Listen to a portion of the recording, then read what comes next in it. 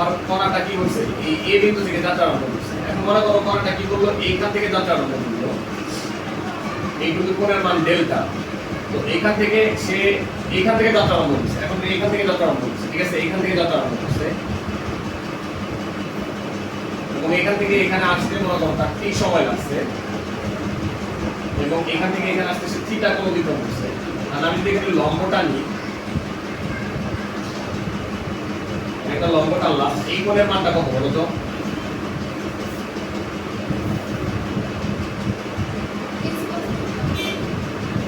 Delta. ঠিক আছে, ওকে, যাই হোক, মানে উত্তর হয়েছে আর কি। তুমি এস মনে করছো, এস বলছো, ঠিক আছে। থিটা প্লাস ডেল্টা, আর এটা যদি আগের মতো এক্স হয়, এটা যদি এ হয়, তাহলে আমরা বলবো x equals to A sign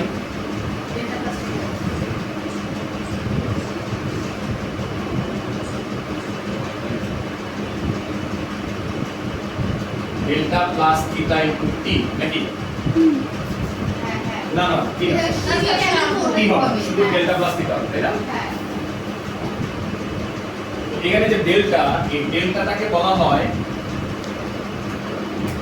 আদি সরণ। কোন বস্তু যখন বৃত্তাকার পথে ঘুরে তখন তার দুই ধরনের সরণ হয়, ঠিক আছে? কোন বস্তু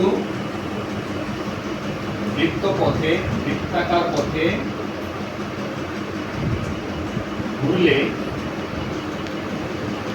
তার দুই ধরনের সরণ হয়।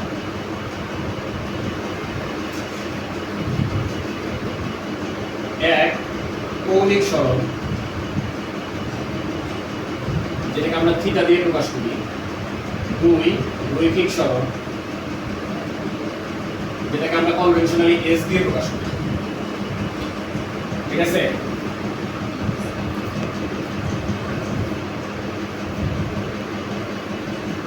তরঙ্গের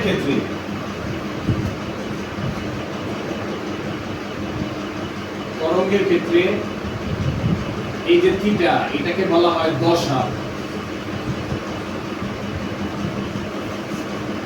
ঠিক আছে? এটাকে বলে দশা। এটাকে যে আদি সরণ বলতেছি আমরা, এটাকে আমরা অ্যাকচুয়ালি বলবো আদি দশা।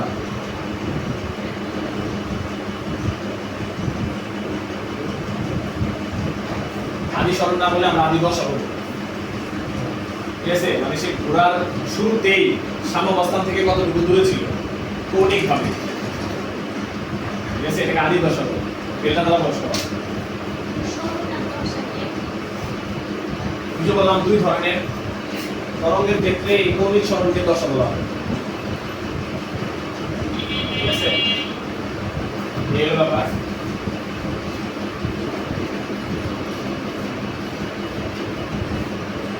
এখন সবসময় যে ব্যাপারটা এরকম তা না। দেখো, একটা কণা যদি এরকম ভাবে এখান থেকে মনে করো যাত্রা শুরু করছে, ঠিক আছে, তার মানে তার আদি দশা হচ্ছে π/2, সাম্যাবস্থা হচ্ছে এইটা, সেখান থেকে যাত্রা আরম্ভ করছে, এটা যদি সাম্যাবস্থা হয়, তার মানে সে যদি এখান থেকে ঘোরা শুরু করে তাহলে তার ডেল্টা সমান হচ্ছে π/2, এটা আচ্ছা। এটার মধ্যে পরে আসি, মনে করো এখান থেকে ঘোরা শুরু করি, এখান থেকে ঘুরে মনে করো এখানে আসছি, তাহলে এখন এটা লম্ব কোনটার উপর অঙ্কিত হবে? এটার উপর অঙ্কিত হবে লম্ব, তাহলে এইটু তো y দিয়ে প্রকাশ করবো আমরা, এটা y এক্সিস, নাকি? ঠিক আছে না?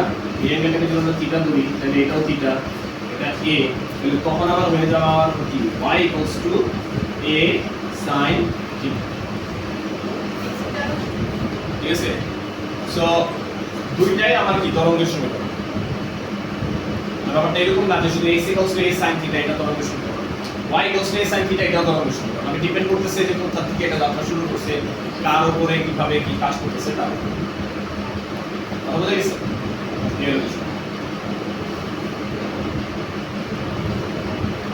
আমরা যেটা বলতেছিলাম যে মনে করো এখান থেকে যাত্রা আরম্ভ করছে, তাহলে তখন আমার ডেল্টা যদি π/2 হয়, x = a sin, ওইটার জায়গায় যদি আমরা π/2 প্লাস থিটা লিখি তাহলে কি হয়? x = cos থিটা,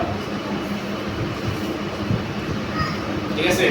তার মানে x equals to cos theta এটাও একটা পর্যায়বৃত্ত অবধির সমীকরণ, এটাও তরঙ্গের সমীকরণ। খালি শুধু যে sin থিটা দিয়ে কি হবে তরঙ্গের সমীকরণ বোঝায় তা না, cos থিটাও তরঙ্গের সমীকরণ। বুঝতে পারছো?